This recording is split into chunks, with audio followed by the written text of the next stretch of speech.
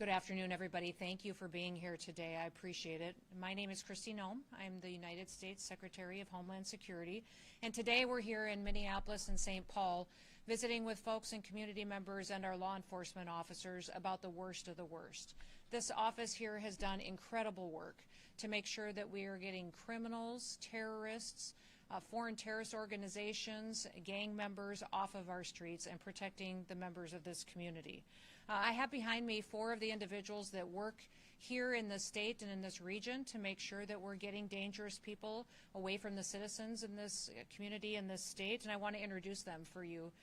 We have Sam Westbay is with HSI. He is the acting special agent that's in charge of this office, and he'll make a few opening remarks here in a little bit as well.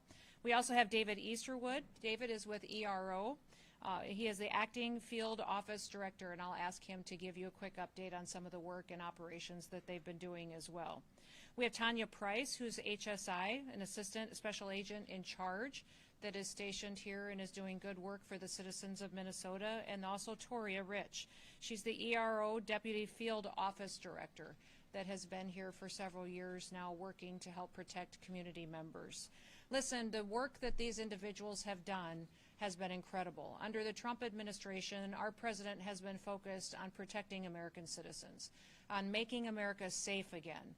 And these individuals get up every single day and support their law enforcement officers that are out on the street upholding the law. Now remember, in this country, with this president in the White House, we don't pick winners and losers. We don't decide which law gets enforced and which one doesn't. There are laws, they are on the books, they were put in place, voted on, and instituted, and therefore we enforce them all. If members of Congress, senators, governors don't like the law, then they should go through the work of changing them and telegraphing and communicating to their members that live in their communities why it needs to be changed. So today, these officers have done incredible work to make sure they're protecting our next generation of Americans. Just since January, they have removed over 4,300 individuals off of our streets who have been arrested and were committing crimes and here illegally in this country. 3,316 had criminal histories, which means they were out there perpetuating violence against citizens here, and now they're no longer doing that because of the work of these law enforcement officers. Of those individuals, 98 of them were gang members, members of foreign terrorist organizations as designated by the Trump administration. Also, 11 of those individuals were known or suspected terrorists, people who will not be able to commit those atrocities here in the United States because we were out on the streets arresting them and removing them and bringing them to justice. 2 of the individuals that have been arrested just since January were foreign fugitives, which means other countries were wanting them for violent crimes and looking for them, and they were able to locate them and send them home to their countries to face justice as well. Our officers are in the streets every single day doing difficult work to make sure that our laws are upheld and that families are protected. Since January, 515,000 have been arrested and deported across this country and removed for breaking our laws. 70% of those individuals had pending or criminal charges against them.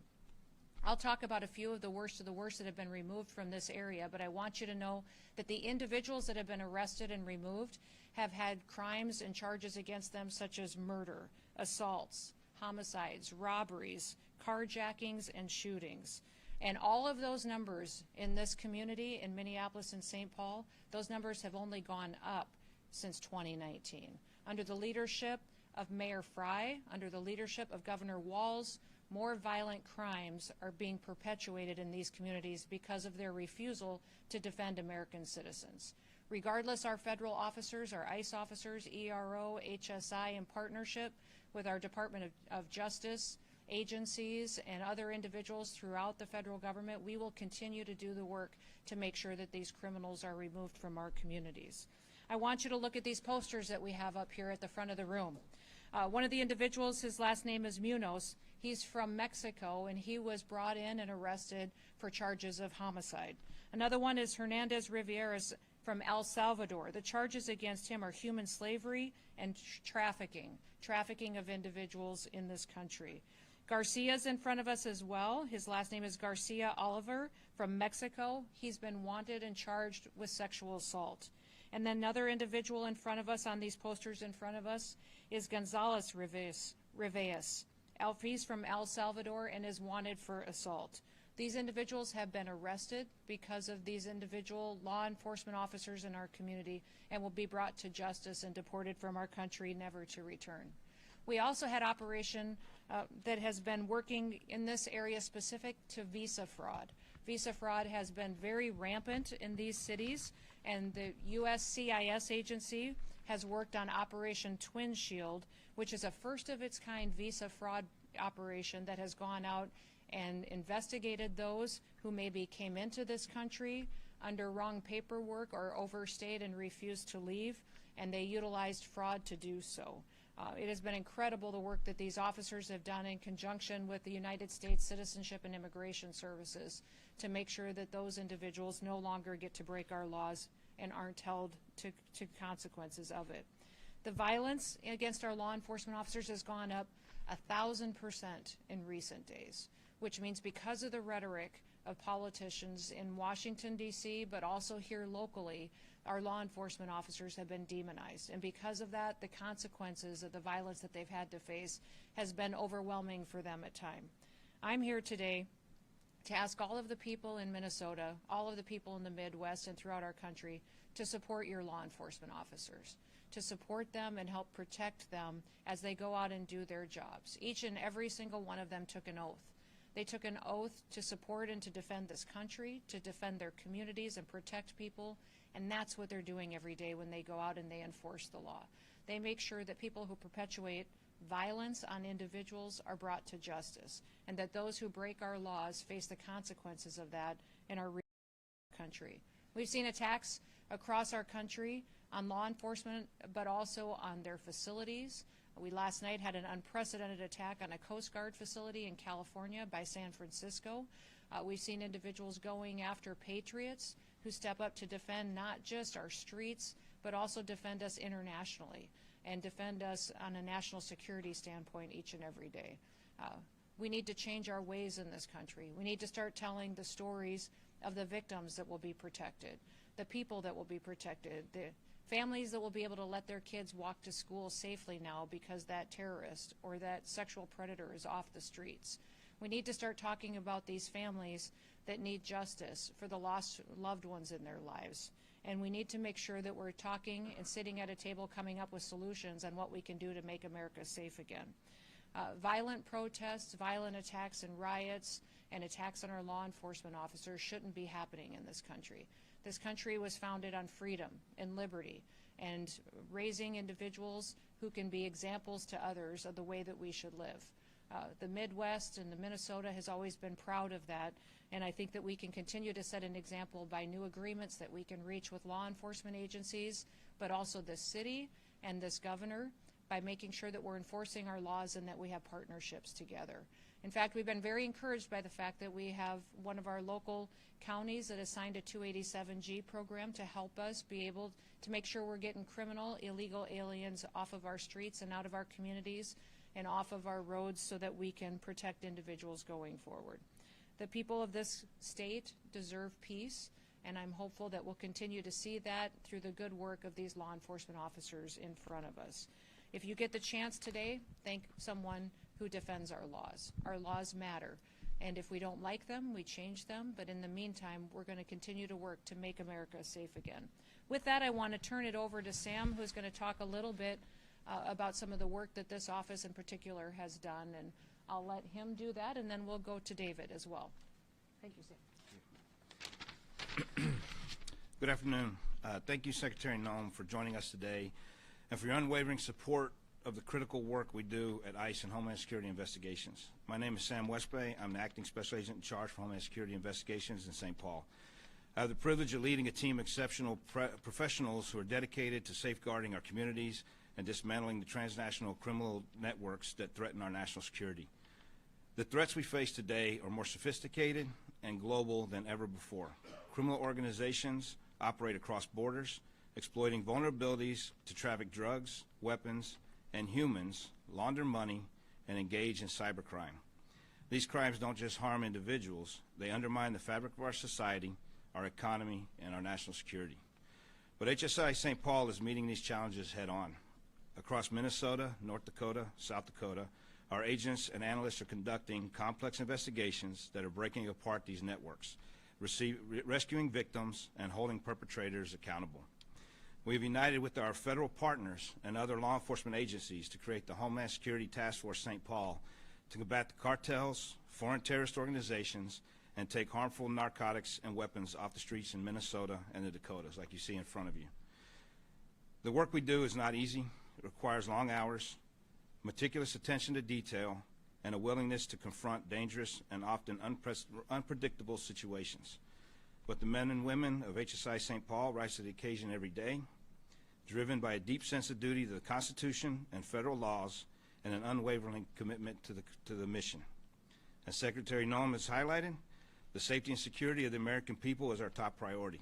HSI St. Paul is proud to play a leading role in advancing that mission, and we will continue to do so with the same determination and resolve that has defined our work thus far. Thank you.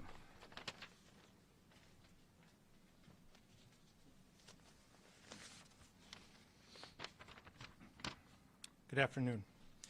Thank you, Secretary Noem, for your leadership and for taking the time to join us here today. Your presence underscores the importance of the work we do every day in service to the mission. I'm the Acting Field Office Director for Enforcement and Removal Operations, ERO St. Paul. I'm honored to lead the officers and staff of ICRO across Minnesota, North Dakota, South Dakota, Iowa, and Nebraska.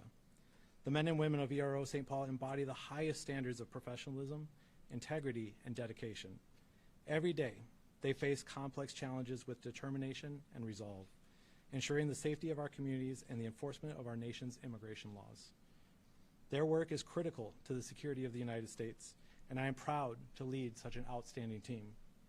Across Minnesota, North Dakota, South Dakota, Nebraska, and Iowa, our efforts have made a profound impact. Whether it's apprehending criminal illegal aliens who pose a threat to public safety, managing detention operations with care and professionalism, or collaborating with federal, state, and local partners, our officers demonstrate every day what it means to serve with honor and dedication.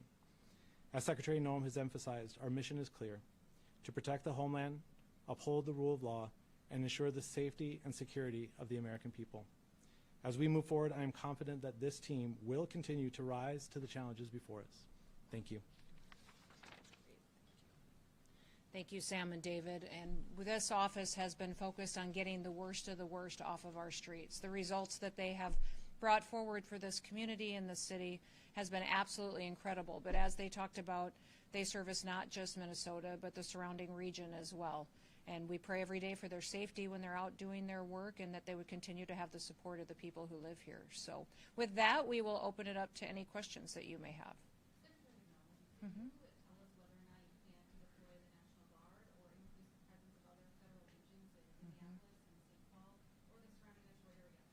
You know, it's up to the president on if he believes that National Guard should be deployed to any situation in any city across our country. But we do have an increase of federal officers that will be coming. As you know, we had a big bill passed through Congress that allocated to us 10,000 new ICE officers across the country. We have received over 175,000 applicants for those jobs. So the first 12 to 1,500 are out in their offices now, have been trained and qualified and equipped and are out there doing their work. We have thousands more in the next week or two that will be deployed to field offices as well, and this office will be the beneficiary of that as well. So you'll see dozens of new agents and federal officers here doing the work to get these criminals and terrorists off of our streets. Curious about the weapons and drugs that we're seeing on the table. Were those seized locally, and were they seized this year? They were. I will let Sam talk about the specifics on each of these, but yes, these are all drugs and weapons that were seized from the operations that these law enforcement officers conducted here in this area. So I'll let you talk a little bit about specifics if you'd like to. Yes, I don't have a lot of specifics on them because obviously some of these cases are still ongoing in the courts. But the dope and the methamphetamines, the fentanyl, and the weapons seen here have been taken off the streets in Minneapolis and St. Paul between us and our federal partners, DEA, ATF, FBI, and everyone else that we work with. But they have been taken off the streets at some point in time throughout the year here.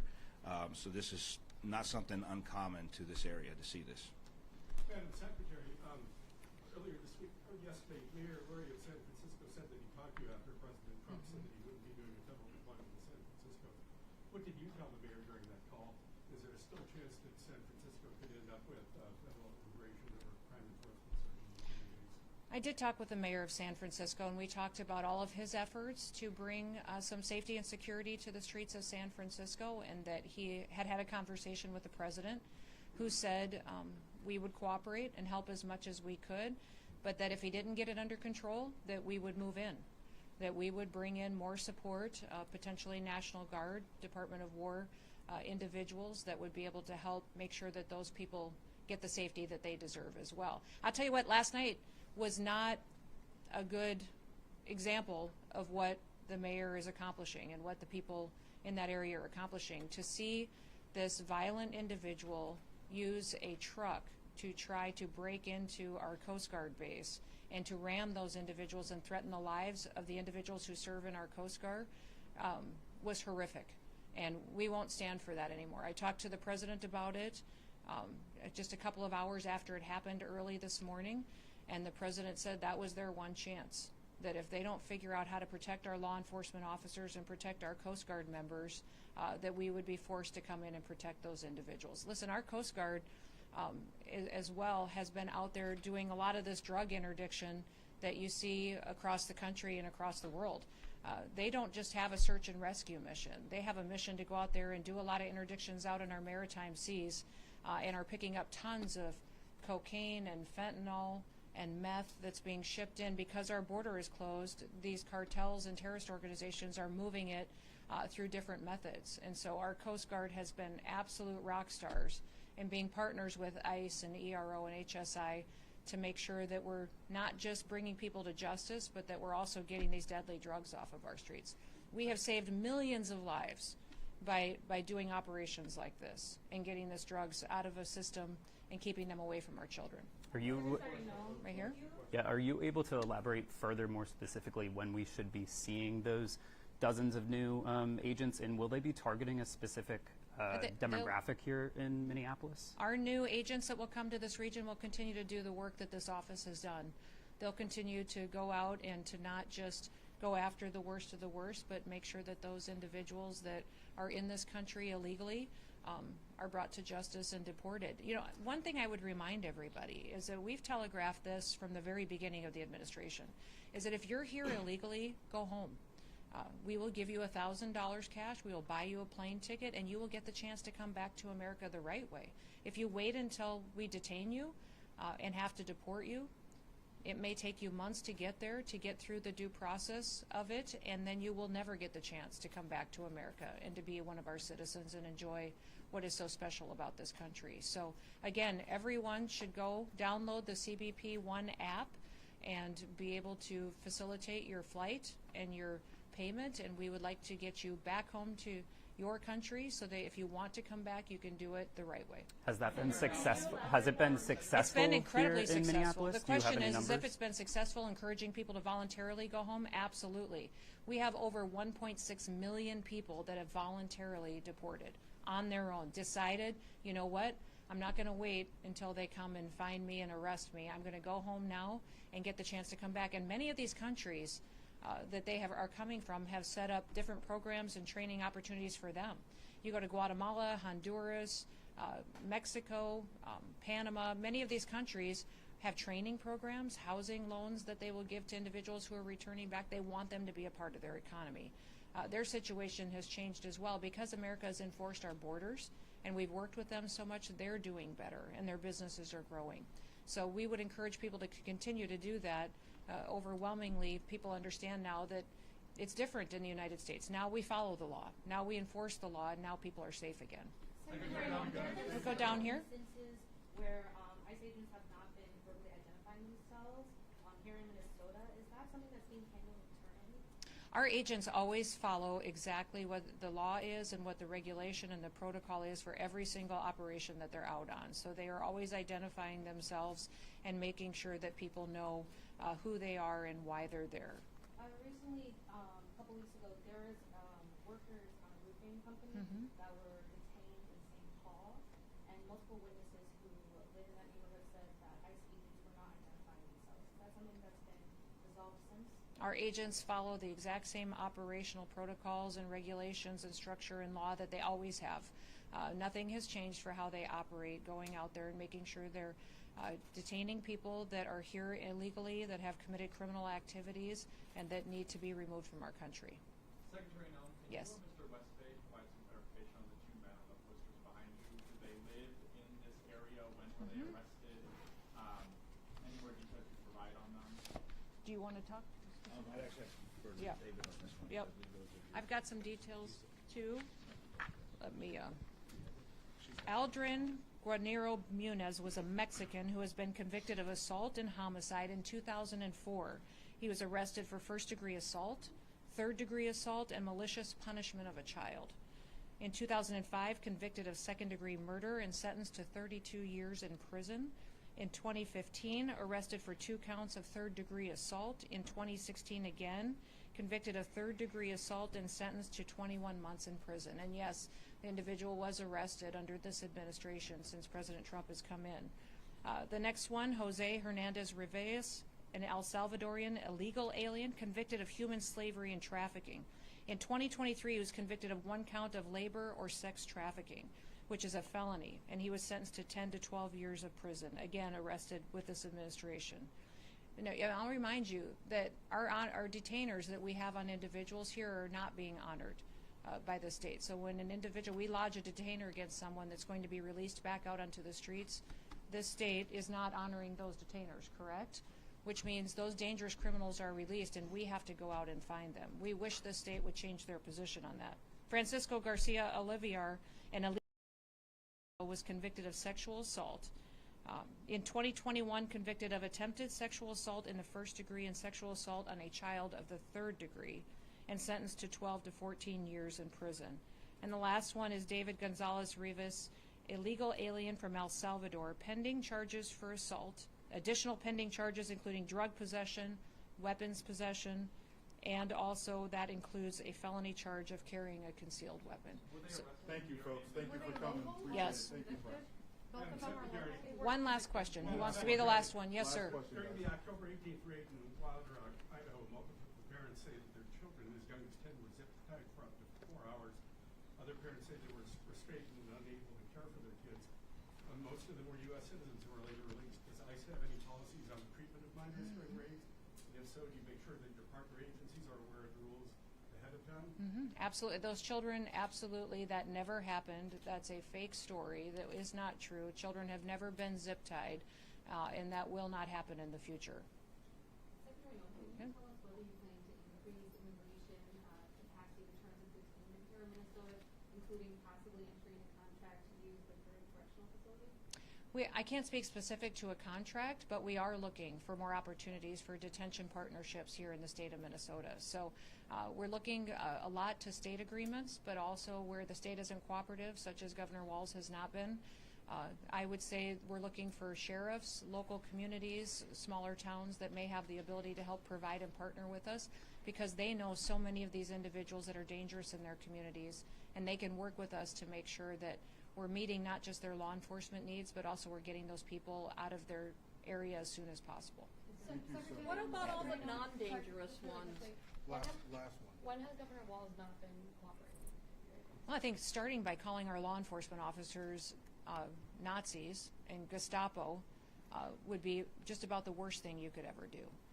When you have someone who has taken an oath to give their life to defend communities and to defend this country and our Constitution, that's a horrible thing to say. And I haven't heard him apologize for it yet either. But if he would sign agreements with us to have our backs out on operations, that he would help with the safety and the security of our federal officers when they're out there protecting people, and making sure that we're focused on getting the worst of the worst off our streets as soon as possible, that would be absolutely wonderful. That would be a sea change that would be fundamental, because I don't know how he sleeps at night. I don't know how he goes to bed knowing that he's letting these people walk these streets and there can be more victims the next day. I hope that the next family who loses their child to the drugs that are on this table or illegal weapons that are on the streets, doesn't have to put up with a governor like that. Thank you so much, folks. Thank you, Appreciate everybody. guys coming out. Thank you so very much. Appreciate you, press. Thank you. Thank you for coming. Thank you, guys. Much appreciated.